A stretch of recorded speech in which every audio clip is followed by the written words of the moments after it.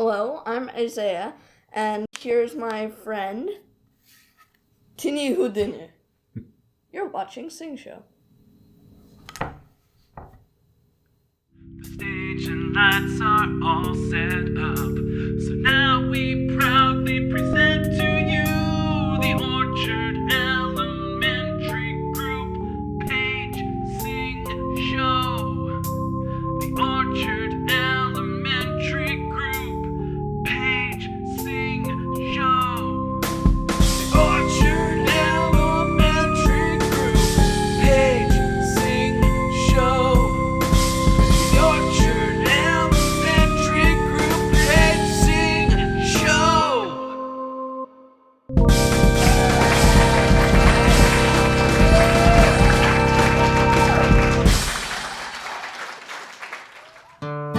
Hey Sing Show family, Hello! this is a repeat after me song. This is a repeat after me song. The other day, I met a bear I met a bear out in the woods, out in the woods, away out there. way out there. The other day I met a bear out in the woods, away out there. I looked at him, I looked at him, he looked at me. he looked at me. I sized up him, I sized up him, he sized up me. he sized up me. I looked at him, he looked at me. I sized up him, he sized up me. So I ran So I ran away from there, away from there, and right behind and right behind me was that bear. me was that bear. And so I ran away from there, and right behind me was that bear. Oh, look. I looked ahead, I looked ahead, there was a tree, there was a tree, a great big tree. a great big tree. Oh, glory be. Oh, glory be. I looked ahead, there was a tree, a great big tree, oh glory be. It's a mighty big tree. Oh. See it? The nearest branch The nearest branch was 10 feet up. was 10 feet up. I'd have to jump I'd have to jump and trust my luck. and trust my luck. The nearest branch was 10 feet up. I'd have to jump and trust my luck. So I got down low, I got ready, made the calculations, and I jumped, and I jumped And I jumped into the air. into the air. But I missed that branch But I missed that branch away up there. way up there. And so I jumped into the air, but I missed that branch away up there. Oh, Yeah. dreadful. Don't you fret, Don't you fret and don't you frown, and don't you frown. 'cause I caught that branch 'Cause I got that branch on the way back down. on the way back down. Now don't you fret and don't you frown, 'cause I caught that branch on the way back down. The other day I met a bear out in the woods, away out there. Whew. That was quite a jump. Ladies and gentlemen, a piece of rope. Now, I believe it goes something like this. A rope has two ends and a middle, and if you take the middle and you pull it up like this and give it a little cut, you end up with two pieces of rope about the same length-ish. I tell you what, I'm going to start this trick again. I just need one piece of rope to start with. If I just give it a tie. I know, the scissors. There we go. A piece of rope. Oh, it's time for the mini magic moment. Here's what we have to do. I have to perform this trick one more time. Oh, gee. And you have to pretend like you've never seen it before. All right. And be like, No, no, don't make that face. That's a silly face.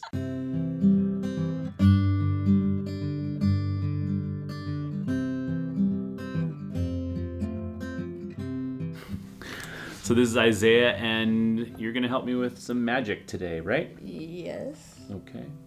Well, I have for us today the world's smallest escape artist. Wow, that's tiny. No, Really tiny. it's teeny. It's Teeny Houdini. See? What? Teeny Houdini. Today, Teeny Houdini is going to perform a trick he learned from his great-great-great-great-grandfather, Harry Houdini. So back then, Houdini would be tied up, bound in ropes. Sometimes his wrists and maybe even his feet would be tied into ropes or handcuffs or shackles. And then he would hand off one of the ropes to one of the spectators and another to another spectator. It was then that Harry was placed inside a box or sometimes in a bag. And then he would perform his escapes. You know, sometimes it would take him hours to perform an escape. Hours. Of course, I don't think you have that kind of time on your hands today. Most definitely not. That's okay, because today, Teeny Houdini has performed the escape in record time. Look at that. Take a little bow. Thank you very much. Thank you very much. Not you, Teeny Houdini. Thank you very much. Thank you very much. Mostly I love this trick because you get to say Teeny Houdini a bunch of times. Let's talk about how to do this trick. I have printed out a couple of copies of Teeny Houdini for you. One for you and one for me. We're each going to make one. You could draw your own Houdini, or maybe you could even make yourself as a tiny escape artist.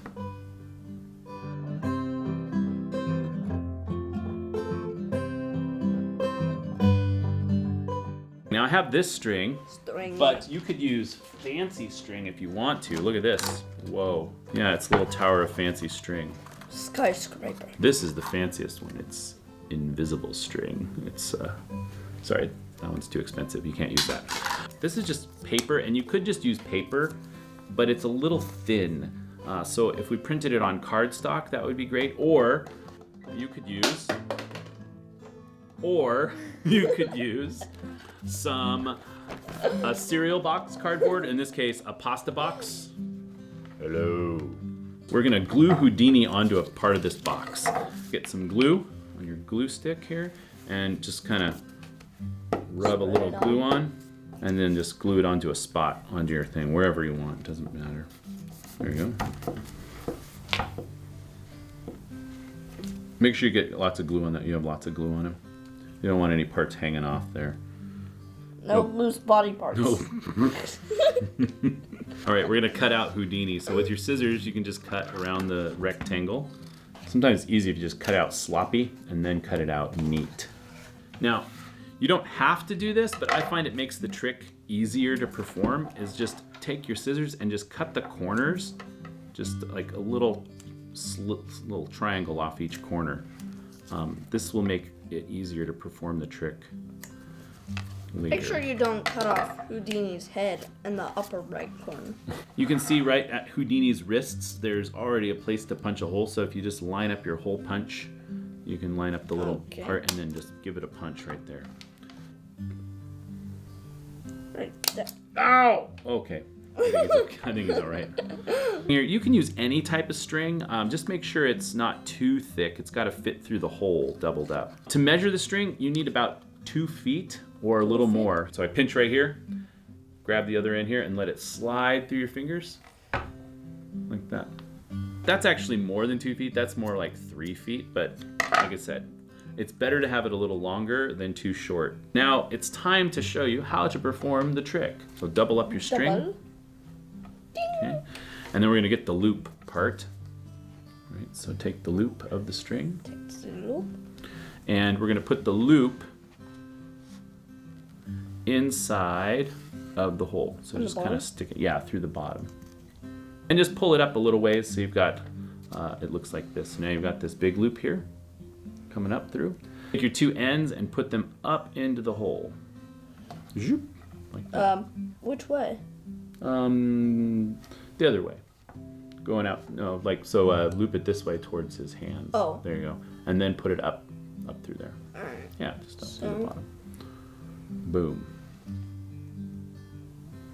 And then pull it through. So what you've got there is a hitch knot. Hitch. I think it's actually technically called a cow hitch knot. Yeehaw. I don't know.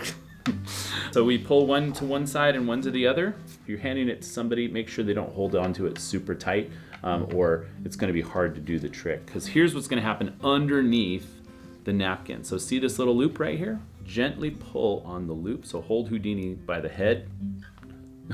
Ow! And then just pull up on that loop just a little bit. Yeah, this part. Just one side. Just kind of pull and just let it kind of slide. It will slide out. Eventually. There you go. Take the loop and put it over his feet. Yep. Around his back. There you go. Getting a little tight. This is why the corners are nice to have them cut off. And then over his head. And look. He is now released. Of course, if we just did that in front of everybody, they would see how it's done, right? So we use the napkin to cover it up. And that's where the practice is going to have to be, because you have to be able to do it without looking. I thought so. And luckily, I've done this so many times, I never mess it up. Actually, before this, you I don't know what you're talking about. Let's take a bow. Take a bow. Thank you very much. No, Teeny Houdini, not you. Which Houdini? I don't know. Doppelganger. Oh wait, are they like from another? It's like, that's what happens when you're like time travel.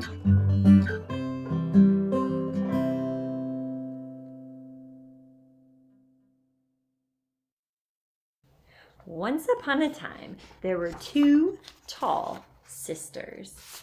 And it was the time of day where they went outside to check the mail. And they opened up their mailbox and they looked inside. And inside, there was an invitation. They read the invitation and it said, "Come to a party at the center." They were very excited about the party. So right away, they started planning and making arrangements so that they could attend. Well, would you know that on the other side of town, there were two short sisters, and they went out to check their mail as well. And they opened up their mailbox and they looked inside, and inside the mailbox, there was an invitation. And they read the invitation and it said, "Come to a party at the center." Well, they were equally overjoyed about getting this invitation, and they got to planning right away what they would wear and getting ready. The day came for the party, and wouldn't you know, the tall sisters and the short sisters arrived at the grand doors of the party right at the same time. They greeted each other, and one of the tall sisters said, "Well, here, let's knock." Well, wouldn't you know, she knocked a little too hard, and it damaged part of the door. They were a little nervous, but her sister said, don't worry, I'll knock." Again, a little too hard, and it damaged that side of the door. Luckily, the short sisters were there, and they said, "Well, let me try." And that short sister was equally overexcited about knocking and caused more damage. Well, they had one corner left, and the final sister knocked. You guessed it, a little too rough, and the fourth corner was damaged. Well, now, these sisters were not ones to give up this easily, so they teamed up, and the tall sister and the short sister on this side of the door pried open the door just a little bit, and they heard the music, they saw the glorious decorations, and they thought, oh, if only the opening were a little larger, we could get in. And so The tall sister on this side and the short sister on this side worked together and pried open the door just enough so that they could get inside. And once inside, they had a grand time. The food, the music, the friends. Oh, it was a wonderful evening at the party. And at the end of the night, each sister received a treasure box that they could fill with all their hopes and dreams. Hello, my name is Lisa Frankel-Ridio, and I am the author of Elvis and the World as It Stands. And you are watching Sing Show. A big Sing Show thank you to our guest maker this week, Isaiah. I had a great time making that trick with you, and I hope you have fun performing it for others this week, and maybe fooling a few as well. Our last song is inspired by a story about Harry Houdini and another magician whom you may not have heard of before, Di Vernon. It's called The Man Who Fooled Houdini.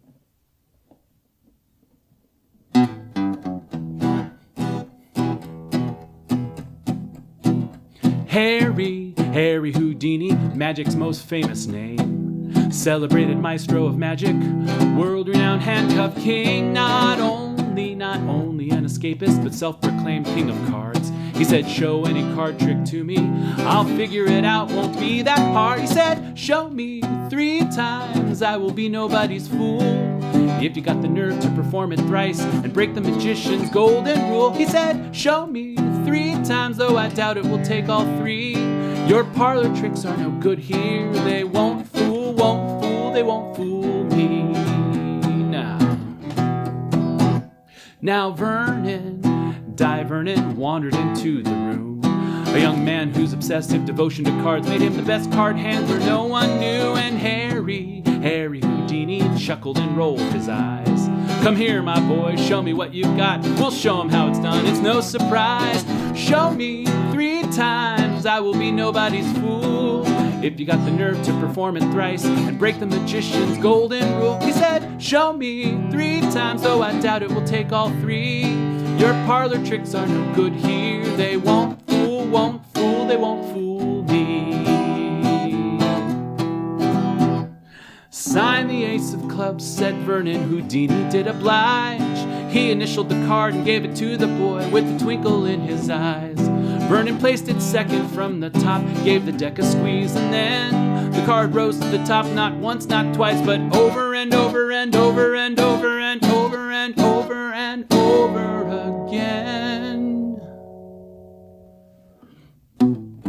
Harry Houdini begrudgingly faced defeat. Harry played it off rather coolly, though the simple trick had fooled him oh so badly. And Di Vernon had bested the king of cards, and Vernon went down in history as the man who fooled Houdini. And he said, show me 3 times, I will be nobody's fool. If you got the nerve to perform it thrice and break the magician's golden rule. He said, show me 3 times, though I doubt it will take all 3. Your parlor tricks are no good here. They won't fool. He said, show me 3 times, I will be nobody's fool. If you got the nerve to perform it thrice, break the magician's golden rule. He said, show me 3 times, I doubt it will take all 3. Your parlor tricks are no good here. They won't fool. They won't fool. They won't fool. Wait, what? Show me that again. Okay, one more time. Wow. Interesting. They won't fool me. No, no, no, no, no, no, no.